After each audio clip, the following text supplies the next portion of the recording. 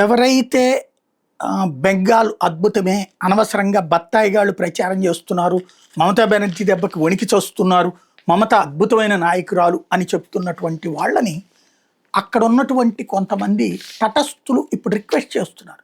ఇప్పుడు వచ్చేయండి అయ్యా మా రాష్ట్రంలో నుండి ఒక వారం 10 రోజుల పాటు. వాళ్ళు చాలా క్లియర్గా నమ్ముతున్నారు, రేపు ఎన్నికలు అయిపోయినాయి కదా, ఈ తర్వాత హింస చెలరేగుతుంది, రేపు 4వ తారీఖునన్నా వచ్చి ఉండండి అక్కడ మీరు, 4వ తారీఖు రిజల్ట్ వస్తుంది కదా, బీజేపీ గెలిచినా దాడులు చేస్తారు తృణమూలోళ్ళు కసితో, బీజేపీ ఓడితే నాశనం చేసేందుకోసం దాడులు చేస్తారు. కాబట్టి ఈ టైంలో మీరు వచ్చి కూర్చుని నిజాయితీగా మీ చిత్తశుద్ధి నిరూపించుకోండి అని అడుగుతున్నారు. కమ్యూనిస్టులు కానీ, వామపక్ష భావజాలికులు కానీ, వామపక్ష ప్రేమికులు కానీ, కాంగ్రెస్ ప్రేమికులు కానీ అక్కడికి వెళ్ళి ఆ 4వ తారీఖు నుంచి 10వ తారీఖు దాకా ఉండి సేఫ్గా తిరిగి వచ్చి ప్రశాంతంగా వచ్చి మనకి బెంగాల్ అనే దాని మీద అనవసర ప్రచారం చేస్తున్నారని చెప్తే హ్యాట్స్ ఆఫ్ చెప్పచ్చు, సన్మానించవచ్చు కూడా.